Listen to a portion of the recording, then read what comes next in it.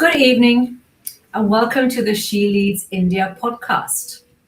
This podcast is for women who are building real businesses, not just online profiles. Women who are talented, capable, and visible, but still feel like their business isn't being understood the way it should be. Let me start with a quick story just to get you in the idea of what we're trying to come out with today. So just imagine two consultants offering the same service, same experience, same pricing, same quality of work. One of them introduces themselves as, yes, I do branding and content. The other one says, I help founders who feel stuck explain their value and turn their expertise into clear positioning that clients instantly understand. Both are doing branding, right? But only one makes you lean in. For women entrepreneurs, especially, this matters because when your brand isn't clear, people don't reject you, they simply overlook you. And that's a much quieter but bigger problem. And that's why today's episode is really, really important. When you think about branding, you think, okay, logos and colors and posting regularly on LinkedIn. We'll talk about LinkedIn later. But the real problem most founders face isn't visibility, it's clarity. And that's why we do this podcast with SHELeads India. I'm Dipti Divekar, a strategy partner at SHELeads India and founder of Empowered Leadership Coaching. And today we have a wonderful guest who is Sonali Brahma. Welcome, Sonali. It's really wonderful to have you today. Welcome. So let me introduce Sonali a little bit before we start. Sonali works across B2B, B2C, D2C, and H2H brands, so all across, helping businesses and individuals build clear positioning, strong content frameworks, and authentic digital presence, especially on LinkedIn.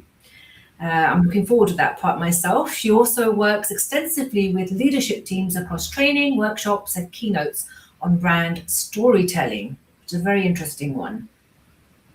Before we begin, here's a very quick look at the platform, SHELeads India, which is founded by Nikita Vora. It's the first and foremost learning platform, okay, where people, women entrepreneurs, learn digital marketing and AI to grow and scale their businesses. Have a look at this video. Based in Pune. She has been doing this business since past 4 years, but still struggled to go beyond the first year. Is it because she lacked ability or she is not ambitious enough? No. She has tried everything. She's also consistent on Instagram. She has done paid marketing, tried Google review, but none of them seems to work for it.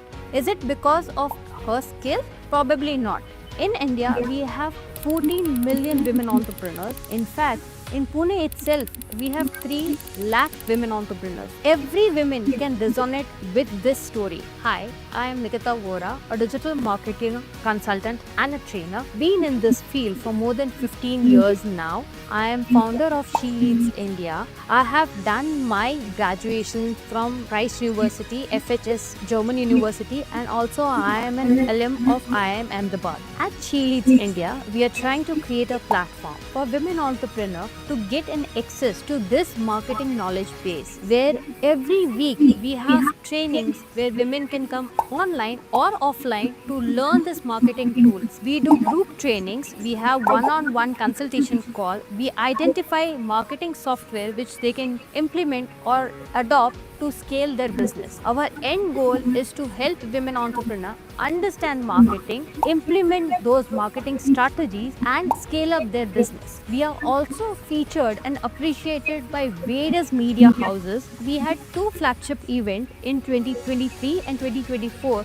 where we also saw 200 plus women entrepreneurs coming in together to listen to our national trainers. We are the bridge to connect trainers, industry experts, and marketing tools with this women entrepreneur. We have a community which is close to 40,000 women entrepreneur based in Pune. We created this platform understanding the logic that today also women associate their self-worth to their financial freedom. And unless they scale up their business, they are not going to achieve this financial freedom which they have dreamt of. We also want them to go one step beyond and create more opportunities for more women. If you are a women entrepreneur, please do join this community by clicking on the link below. Thank you. Okay, so that was a little bit about our platform. And now, one more warm welcome to you, Sonali. Welcome to our program. Thank you so much, Dipti. It's a pleasure to be here, talking to all the community members of SHELeads India about, something that really is very close to my heart, uh, and which I have been practicing for 3 decades, which is brand building, brand strategy. So that's amazing. I look forward to this conversation. Yes, me too. Your depth and expertise in this topic is vast. So let's get started. Looking forward to this. So, as I said earlier, you work with such a huge range of brands and companies. What are the most common brand clarity gaps do you see when businesses come to you? What strikes out the most? I would put them as, at two or three very common gaps.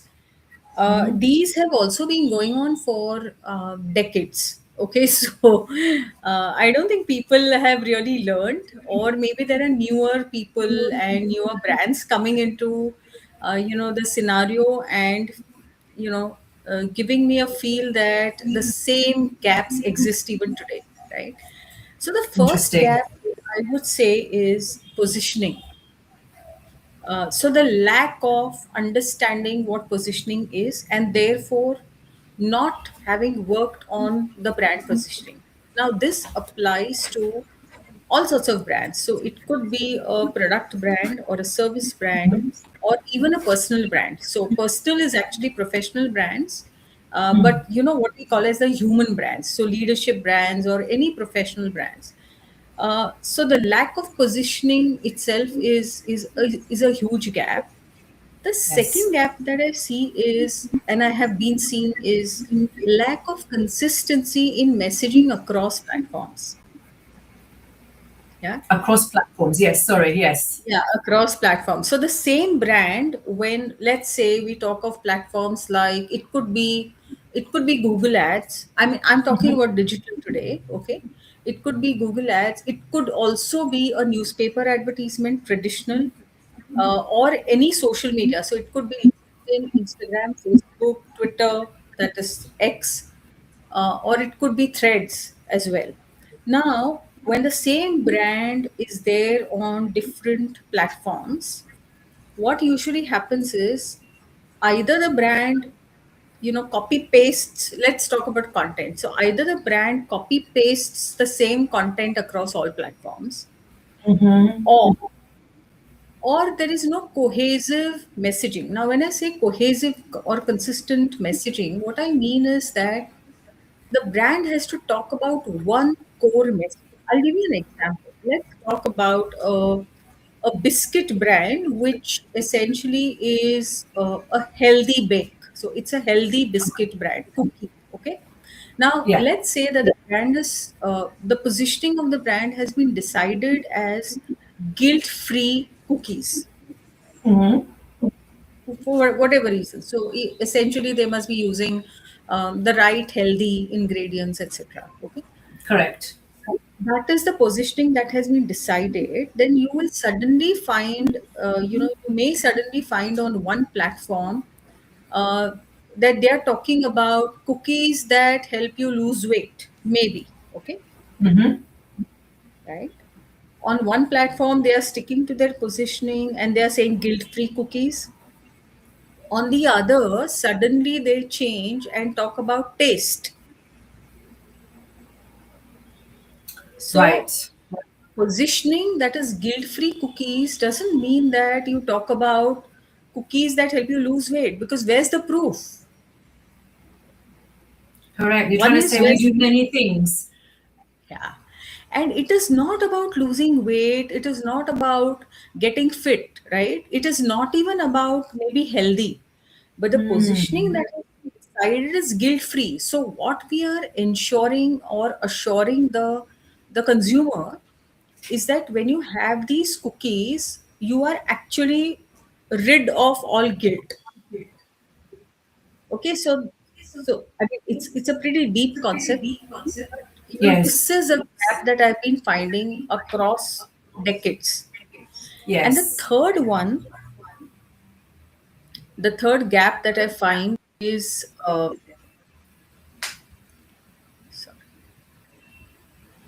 am I audible? Yes.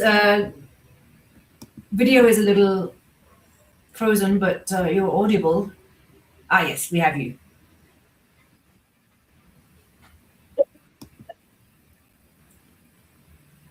One sec.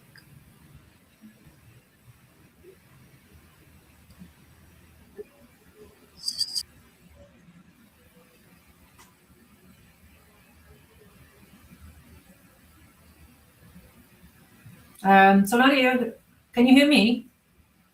Okay. Let her just join back. Just give us a minute.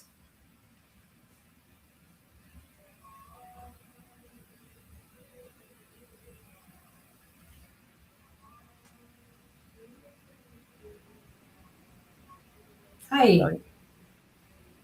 Hi. Yes, Can I got you. resume with the third one? Yeah, Absolutely. right. So the third one that I'm trying to say is specifically belongs to the digital age. Hmm. And this gap is actually a brand gap. So, what I mean is that people today are thinking more about digital platforms. So, platform specific. Example, Instagram. People will think about trends that are running on Instagram and um, how do I come up with a brand messaging that aligns to these trends. But they are not Yes. thinking about the whether we are on point with the brand, strategy. So for example, are we talking in the same tone of voice? Are we talking about the same messaging that we had decided on? Okay, so digital has become, in a way, a license to do anything that you want with a brand. Example, uh, if your tone of voice is not really humorous. So for example, if your tone of voice is of serious, Yes. because the brand calls for that. Let's say we are talking about a hospital. Sure. Absolutely. Yeah. Good example. If the tone of voice is serious, and then you Yes. suddenly start working on a trend where you need your doctors and staff or whoever is in the hospital to start dancing on I've seen Instagram. those. Yes. It's absolutely off. It's Yes. absolutely off. I mean, so those Complete are the mismatch. three clear, yeah, absolute gaps that I have experienced. So the first one, just recap positioning. The second one is trying to do the same thing across different platforms. And the third one is trying to keep up with trends that don't suit your brand. Yeah, yeah, yeah. Yeah, yeah, totally agree.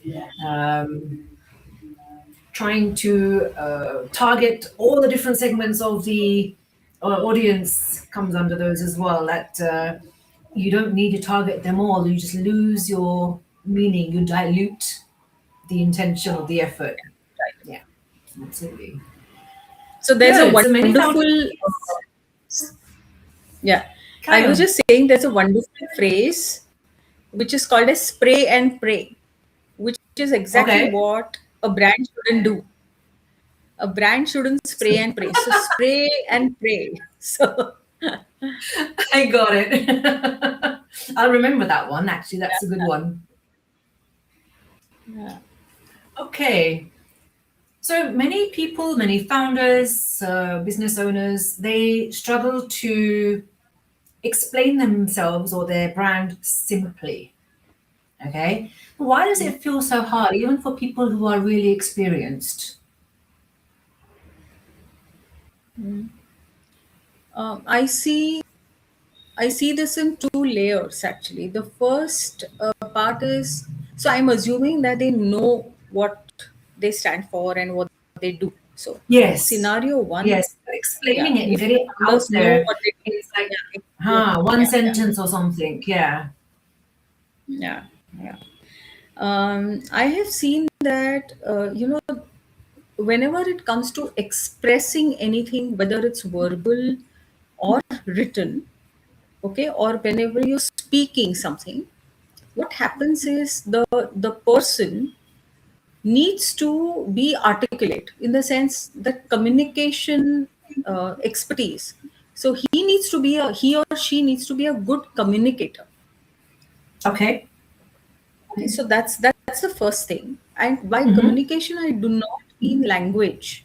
Whatever language he speaks, whatever language the founder speaks, it's absolutely fine, right? But Correct. expressing is a problem with many people. Another thing, Dipti, is something which many do not realize. Okay, the thing is that when you have to talk about yourself or your own brand, Mm-hmm. it becomes all the more difficult. How much It ever you does. know your brand, it becomes difficult. When you compare it with, suppose you actually outsource that to another expert, then that expert can see the brand externally and it becomes easier for that person to communicate about your brand. Got it. Now this person, the founder, is an insider, right? So that founder has, they have their own biases, they have their own beliefs, they have their own triggers that interfere communicating clearly. And that's why I find that it becomes difficult for the founders to say exactly what they do. So they may actually go all over the place when they start talking about what they do, and they are not able to explain things crisply. So that's Correct. an Crisp, inherent concise, clear. shortfall. Yes. Yes. Yes. And when it comes to That's why we explaining have about your elevator. own, sorry, repeat that for me. No, I said that's why we have elevator pitches. Okay, explain Hmm. your brand in one or two lines. So and that's why we need to rehearse them. Yes. Yes, absolutely. And it's more of not what you can, not what you are doing, but more what can you do for the other person? How can you solve their critical pain points? Yeah, yeah. But still, positioning feels really hard for a lot of people because when you position yourself with like with clarity and conciseness, and you narrowly focus down your brand positioning or strategy, sometimes people may feel that they're boxing themselves in that area and maybe missing out on opportunities around the edges. What do you think Yeah. about that? I think we go back again to trying to involve the whole target audience at once, isn't it?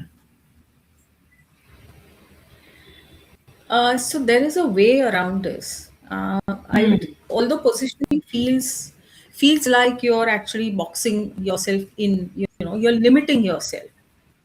Okay, that's typically the Yes. human mind at work. Okay. Yes. Uh, However, if you stay within your core expertise area and then probably launch different offerings in the same expertise area. Hmm. I will give you an example. We Yes. have one SHELeads member, if I'm not mistaken. I won't take her name, but she's into healthy bakes. So she's into baking. Yeah. Yeah. Now, baking becomes her core expertise area. Mm-hmm. Now, what is she offering? So she is actually helping people bake good cakes, healthy bakes for them, cakes and whatever. Plus, I think she's also offering, consulting on recipes uh, to Okay. restaurants or Yes. with. The third one that she's probably doing is she's having these workshops or training, actually live training, and helping people learn baking. Mm-hmm. Now, tell me, what does this look to you like? Does this sound like positioning or not? It is positioning. She hasn't moved out of She hasn't healthy moved bakes, away. right? She has moved out, yeah. No. So that's Her her recipes core are all healthy expertise. bakes. Her workshops are all healthy Yes, bakes. Yeah. yes, yes. So Nice. she Nice. isn't, even if she comes up with innovations in her recipes, as long as she sticks to healthy baking. It could be cookies as well. But the process has to be baking and the core Hmm. has to be healthy. The promise has to be healthy. Right. Yeah. So eventually she could move into vegan. I mean, I am giving ideas if she's listening. I think. Yes. We hope she's listening. Yeah, but she could, yeah. So that's how you know you actually come up with this. Uh, you come up at a point where you are not moving away from your core expertise, and yet you are not limiting yourself. Nice. I really like that. I really Yeah, like that yeah. because I've had conversations with people on this topic as well, and it Mm. is it's not easy for some to box themselves in, and yet when you try to venture out too much, it backfires. So this is a very nice example that you've given. Good, good. Let's talk a little bit about the content that serves businesses. So you help businesses grow the content frameworks and not just the content calendars. Okay, so can you explain what the difference is and why that should matter for growth? Why that distinction should matter? Both are important for brands. Both are Yeah. important for brands and businesses. Yeah? Now, we actually begin with content frameworks. Now, what actually is a framework is that a framework helps your brand to stay, what you say, on brand. So you're staying on the path of the brand strategy. So you're staying on the Mm-hmm. path of who's your target audience, what is your core messaging going to be, etc. All those things. Mm-hmm. You're also going to study customer journeys. You're also going to look at customer insights, Mm-hmm. and then you're going to come up with a content. Let's call it a plan. Hmm. Part of the content. So your what is your messaging going to be like? Okay, your content. So what is your content really going to look like? What will it say? How will you say it? And then are you in alignment with what your brand strategy is? Okay, then we come to the content calendar. So calendar to Yes. me is just helping you schedule your content pillars and therefore come up with content. Let's if you're talking about social media, we are talking about posts, and then which goes which goes up when, what is the day, what is the timing, are we really looking at, or let's say Indian festivals, are we looking at all possible global festivals, do we even have to say something on Halloween or not? I mean, if Right. it's not on point, why does a brand simply have to wish somebody on Halloween? I mean, it beats me. It beats Yeah, me it too. really beats me because yeah, if you're an Indian brand, Yes. okay, targeting Indian customers Correct. who are not global, let's say, or even if they are in the US, for example, okay, Mm-hmm. you need to check whether wishing anybody on Halloween really is on point. I mean, it's That's just an why. example. Halloween. Yeah, yeah, no, that's true. That's what you said earlier, right? Just posting content just because it's a trend. That's what it falls under, isn't it? Everybody else is doing it, so I better do it too. Yeah. Yeah, it doesn't. Yeah, it doesn't sit well here. Absolutely. So if I were to do it in a nutshell, so if you say the content framework would be the who, what, why, and how, and the Mm-hmm. content calendar would be the when. Or am I Maybe, off yeah. track? Because the calendar might So not one of the just be the when, content, right? it's not just the when. Hmm. Well, let me take you to another framework which is fairly easy to understand, which Yes. is the IDA framework, which we actually learn in B school, as part of Just our repeat that advertising one for course. me, please. IDA. IDA is Ida. AIDA. Yes. Yes. Yeah, IDA. Yeah. So awareness, interest, desire, action. I mean, some people also get consideration in between. So there could be 5 layers or 4 layers. Yes. Yeah. So when you look at awareness, interest, desire, action, what happens is you are actually planning your content based on the journey, on the point in the journey of the customer. For example, is the customer in the awareness stage? Then what kind of content do I have to serve him? Okay. If so, if the person, especially email marketing, look at emails, the kind of emails that you uh, craft. So this is called as a nurturing journey in brand Okay. lingo, advertising lingo. This is called as a nurturing. So you're nurturing a lead Right. from, let's say, interest to action, and then before interest you're creating awareness, right? So when you create Right. awareness, yeah, among the segment, among your target audience, what happens is Right. there is a Yeah. chance that they will get converted. They'll go from awareness to interest. From there, how does your content pan out? What kind of content will you? Let's talk about emails, right? What kind of email will you use in the interest phase? What kind of content desire phase? Right. Got What it. kind of content will you, yeah, email will you write to a person who is in the action phase? So Yes. action will usually mean that you're offering and then you want to convert them. Convert them. Yes. Nice. Yes. I've used this IDA before, but it's a So good that's refresher how the actually. framework works. Very Hmm. nice. Yeah, I like that one. Okay. Yeah.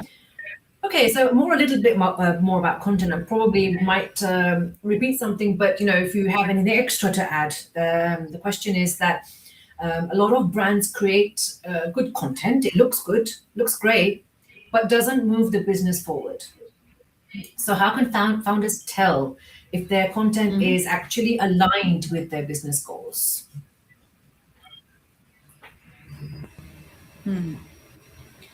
So I think there is a part of the answer in your question. So when you say aligned with business goals, that's actually where you need to have a content goal too. So you start with objectives. Okay, guide the metrics in advance. So it's not like these Mm-hmm. are the general metrics that have to work for me. It may not be the case. Mm-hmm. Again, I take you back to IDA. If yours is a new product category and if you are, the target is awareness, creating awareness is your objective. Hmm. Yeah. Then what are the metrics that you're going to look at to know that your campaign Mm-hmm. is successful, right? Yep. Which Okay. is campaign successful means you're helping in taking ahead your business goal. So the thing, very simple thing is that each business may have different goals and different metrics to measure to say that their content is being aligned. Okay. Okay. Yeah, that's true. Everybody Yeah, has different and we metrics. have Like, for tools. example, Yeah, yeah. yeah, Sorry, I cut you off. Please tell correct, me. correct. Okay, I'll give you one example of, yeah, I will give you one example of LinkedIn. Yes. Now LinkedIn comes up with features. LinkedIn comes up with features all the time. I mean, they have different new innovative features, right? Now, um, let's say that unique profile viewers or profile Okay. viewers, not unique profile viewers. Yeah, profile viewers is something that makes a lot of sense to me as a sole proprietor or entrepreneur on LinkedIn, right? Yes, agreed. Because that's what adds so quality of my viewers. Mm-hmm. But Yeah, you may lovely. want high engagement, okay? Because you are in, maybe you are in that, your business is in at that stage where you're looking for high engagement. Yes, So different metrics, right? And that's how I need correct. to tailor my content. Yeah, because Yes. that's one of the examples. Yeah, yeah. So, like number of likes compared to number of comments compared to anybody converting from that post. It's different Yeah, for everybody. Yeah, yeah, yeah. Okay. absolutely. Hmm. So it may look very different to you. So, for example, there may be a person and who you're following on LinkedIn. Okay, there may be you may notice that there's not much engagement on the person's posts. Yes. Okay, but you don't know that the person is also very active in DMs, and he gets conversions. So you don't know. So his Right. business goal is achieved, Happens. but you can't see it. Yeah. Yes.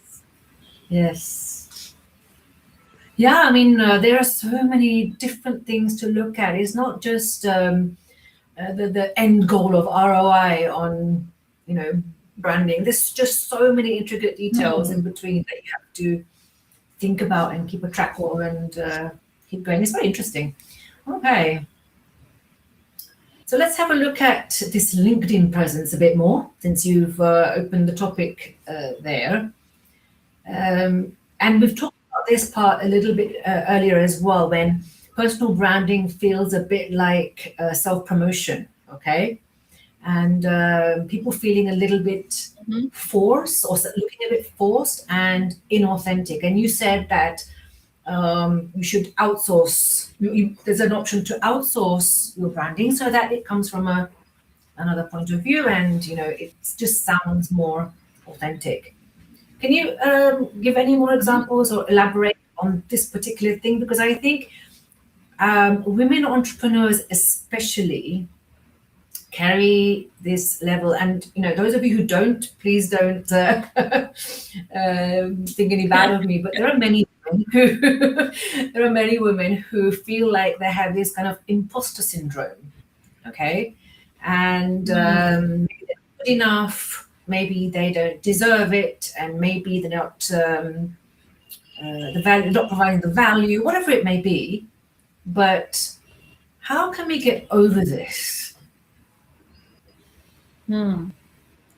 A very, very excellent question, Dipti, because it's all, I think, it's connected. So It's when you psychological, said yes. imposter syndrome, yeah, imposter syndrome, and you're absolutely right when you say that. Um, so what happens is, let me give you a very, very simple scenario. Okay, uh, Hmm. let's let our viewers think about how many in their own society, the housing society that they live in, or Mm-hmm. how many people in their families, extended families, know what they are doing. Let them answer this question. How many people in my own family, extended family, and let's say in my housing society, or even in the area Mm-hmm. that I live in? So, for example, it could be Baner Annex, it could be Bagdhan, it could be Mm-hmm. KP. These are areas, right? These are smaller areas. How Yeah. many people know what I'm doing? What, as in, how many people are even aware that I'm working? I have this Okay. issue as well. You're asking that question probably rhetorically because many people are aware of you, Sonali. But no, you and me, obviously, we've been through this, and I've always said to people as well, like, if they don't know I'm here, how can they know where to go or where to come? Carry on. Sorry, Absolutely. I interrupted with my own thing. Carry Yeah, on. but exactly, I mean, that's exactly what I'm saying. Okay, now Yeah. how do we ensure that people like our family, or people in our family, or people in the housing society know or are aware of the fact that I exist and what I do. Now there are various channels to do this. Typically, we have all these people on our Facebook, Instagram, WhatsApp. Yeah. So channels come in later, but you need to go out and write there. You need to go out and tell them, okay, so suppose I'm having a workshop. How do I know that people in my family may not be interested? And I think the most important thing that most of us miss out on is the level of trust that we are not leveraging. So our family members and our friends already trust us. That's a nice one. Yes. So Yeah. imagine that ice breaking has already happened. They trust us completely. So if we just know that, listen, I'm here. One sec, I think, am I audible? Yeah, a little Okay. bit If I just let them patchy. know I'm here, lag, I think. Yeah. One sec, huh? Just give me a minute. Mm. Yes. Am I audible? Yes, you are. Yeah, absolutely. So the trust is established, and I just need to let them know that I exist and I can help you with your personal branding and business branding. I mean, you have crossed the stage of awareness, and then you already Hmm. have them interested if they are market. Convert that into desire and action.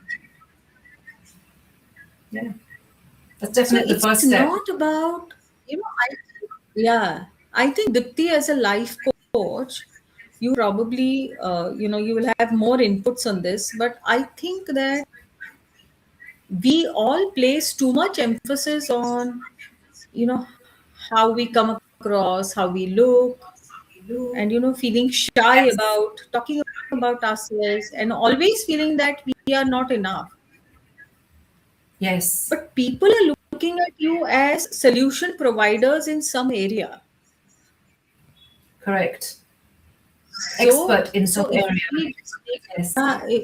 so I'll give you a real incident that happened with me in 2012. I remember the date so well.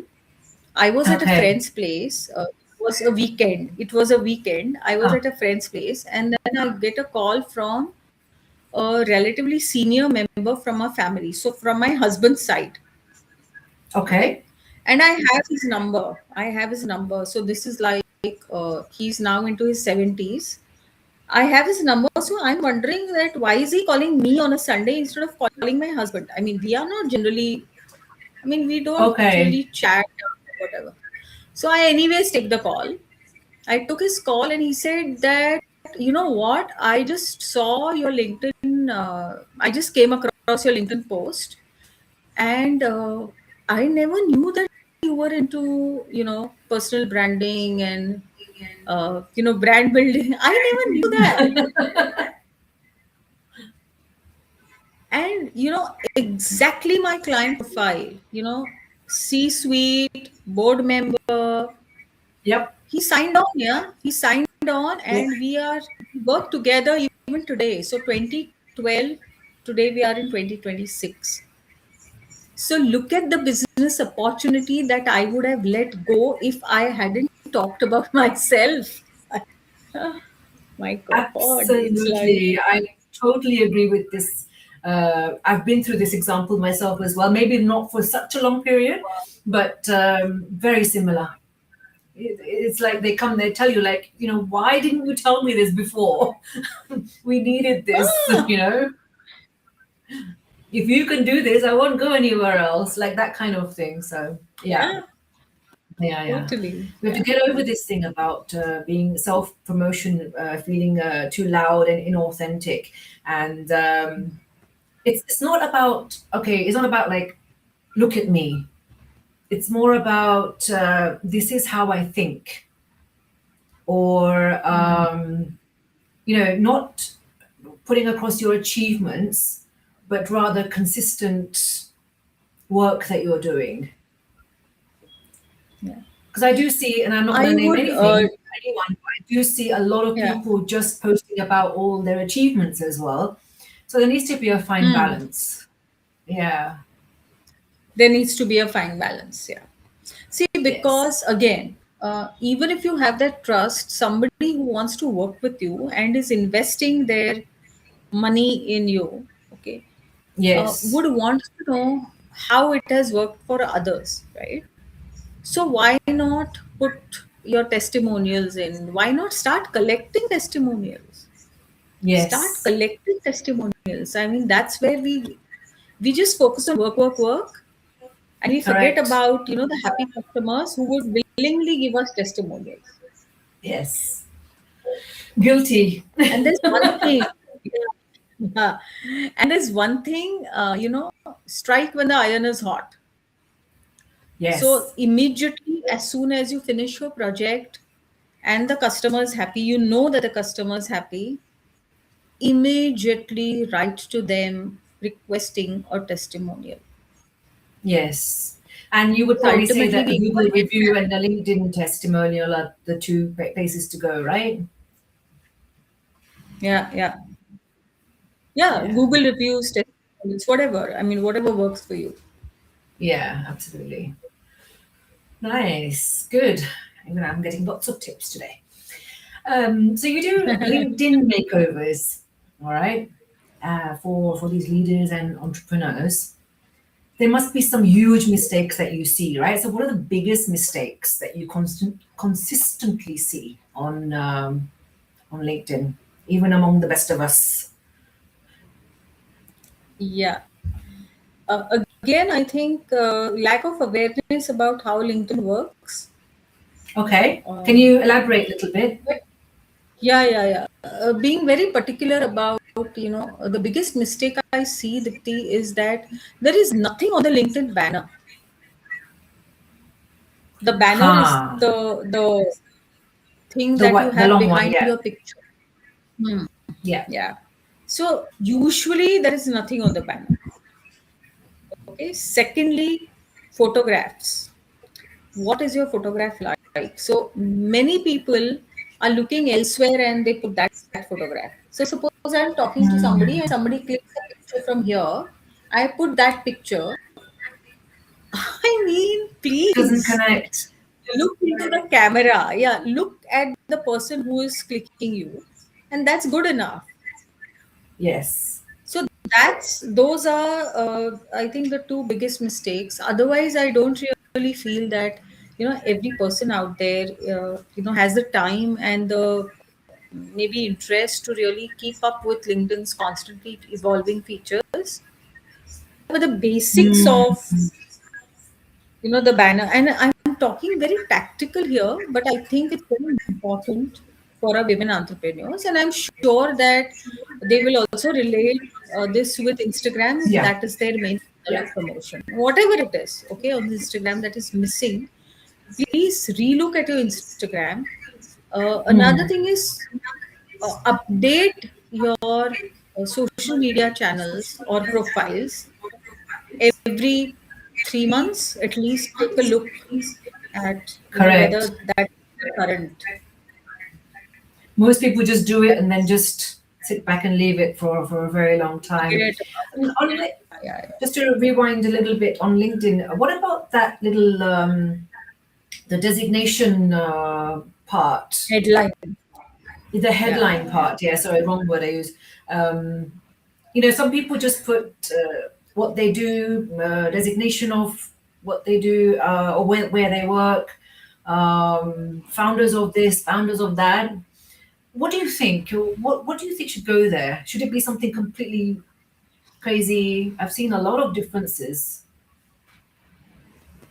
In my view, a headline should speak about two things: what you do, what is your core expertise, and how do you help your target audience. So who's your target audience and how do you Right. help them?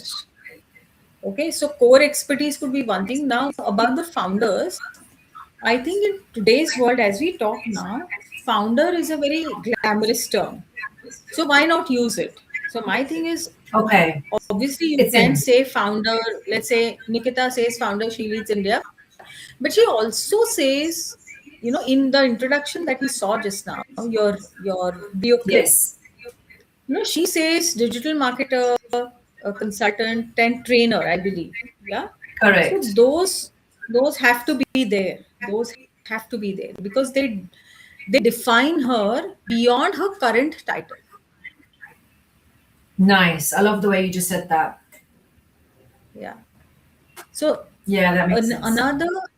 another thing that our women entrepreneurs should know is, if they stick to their titles, the moment the title goes away, okay, whether they're working professionals or entrepreneurs. So, for example, maybe, and I really hope not, God forbid, but maybe there comes a time when they have to close down the current business, maybe for whatever reasons, or maybe they exit the business, they sell it off to somebody at a handsome profit, but they are no more connected with this business and this title. Then you know what happens? All that you have built on LinkedIn or social media crashes. Hmm. It just goes away because you don't have that title anymore.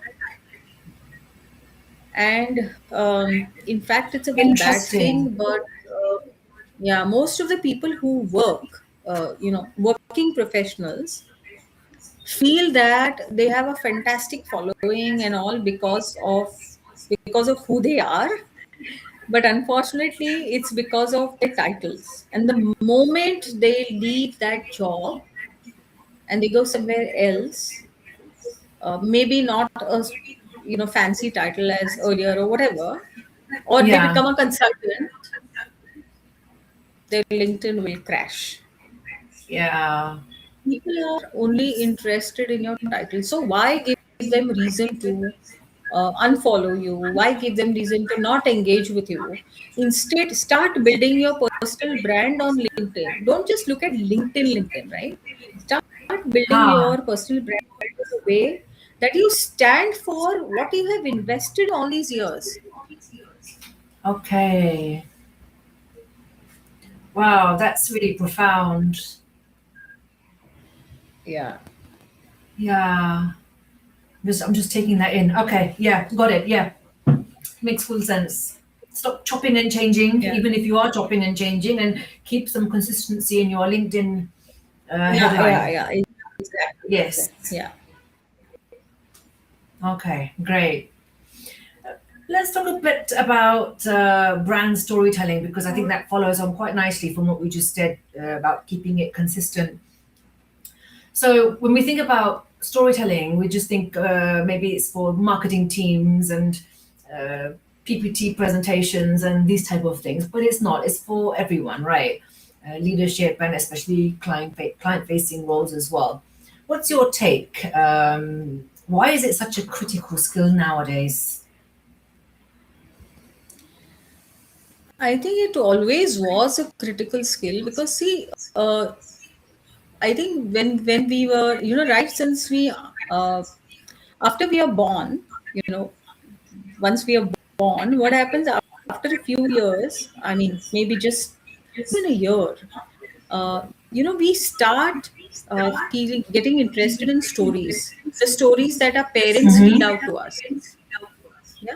So stories is something that generates interest in human beings because they relate to it. It feels like, oh, wow.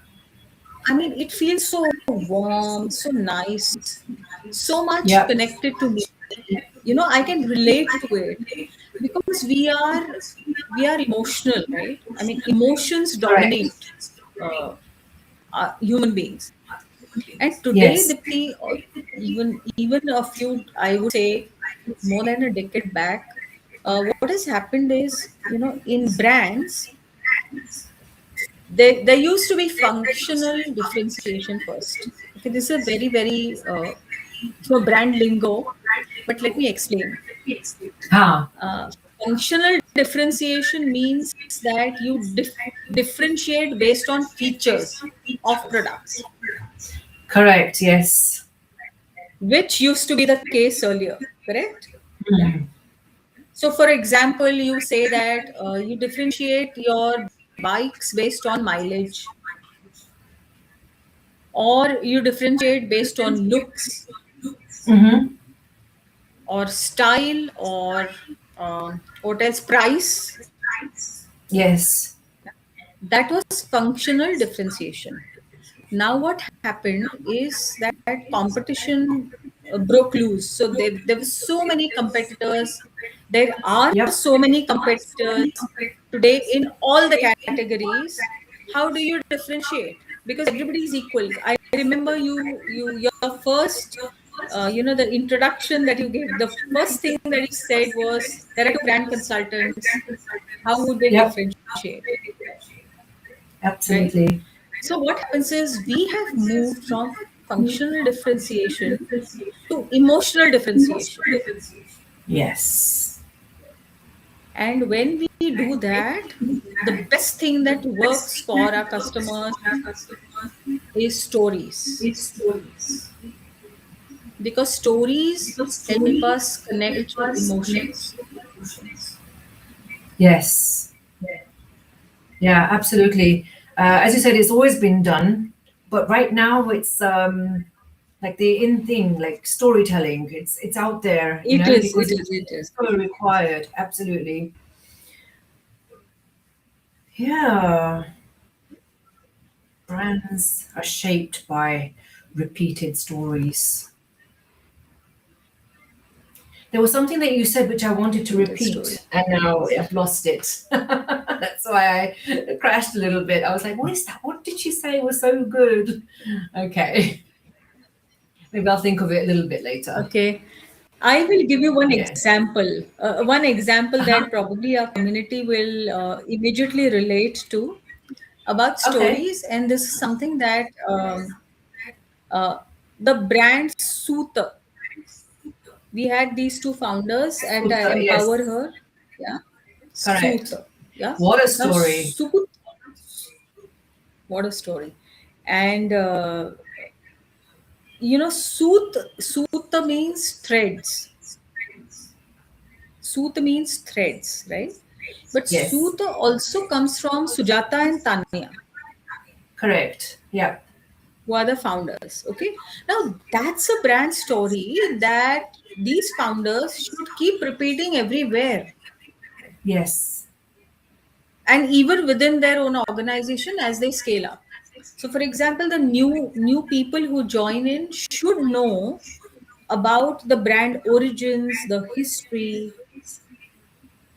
That's also a story, Yeah. right? I mean, Yep. Yep. so Yep. storytelling works for everybody. So it works for your employees, it works for your marketing teams, sales teams, even for the founders.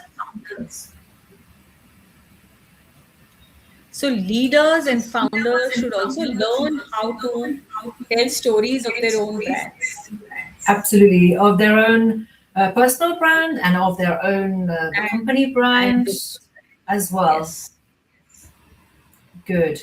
So, ladies, just remember it's not just the functional differentiation, we're doing emotional differentiation by storytelling. Nice, very nice. I'm really enjoyed this, Sonali. We've got a closing question now. Okay. What is one belief about branding that you think people need to unlearn, that our women entrepreneurs may need to unlearn?